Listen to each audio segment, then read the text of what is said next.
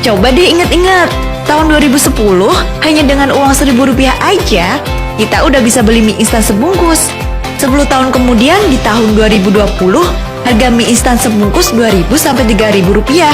Kenaikan harganya mencapai 2 sampai 3 kali lipat. Padahal barangnya masih sama. Kok bisa ya? Nah, inilah yang namanya inflasi. Harga barang terus naik, sehingga nilai uang makin menurun. Efeknya apa sih ke tabungan? Misalnya kita nabung dengan bunga 2% per tahun. Dalam 10 tahun terakhir, rata-rata inflasinya hingga 4%. Jadi uang kita malah kepotong 2%. Rugi dong. Kalau kita punya pendapatan tetap, tetapi masih hanya mengandalkan tabungan saja, maka inflasi akan jadi masalah besar. Pendapatan yang diterima dan ditabung akan relatif tetap, sedangkan harga barang terus melambung tinggi. Mau nabung sebanyak apapun, tabungan kita nggak bakal bisa menutupi dampak inflasi.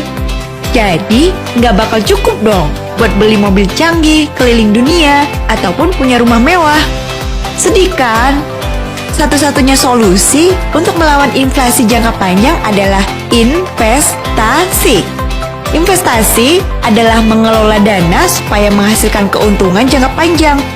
Bentuknya bisa bermacam-macam, seperti mendirikan usaha, menyimpan emas, menanam saham, termasuk yang cukup menguntungkan yaitu investasi properti. Tidak seperti investasi pasar modal, emas, dan investasi lainnya. Investasi properti memiliki keuntungan yang relatif lebih stabil. Ditambah lagi, seiring berkembangnya wilayah di lingkungan, harga properti kita pun akan ikut naik.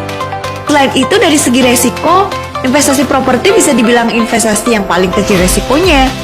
Hampir tidak pernah ada yang namanya penurunan harga properti, khususnya tanah kafling. Di samping capital gain-nya yang terus meningkat tiap tahunnya, investasi properti juga memiliki keuntungan lainnya loh, yaitu passive income. Seperti penghasilan dari perkebunan, biaya sewa kontrakan, biaya sewa apartemen, hingga biaya sewa ruko. Jadi dengan berinvestasi properti, kamu akan punya aset yang nilainya akan terus meningkat.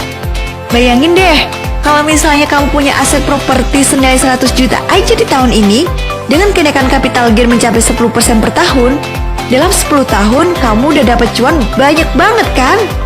Dengan begitu, punya mobil canggih, punya rumah mewah, hingga keliling dunia nggak akan cuma menjadi mimpi. Jadi, yuk mulai investasi properti dari sekarang.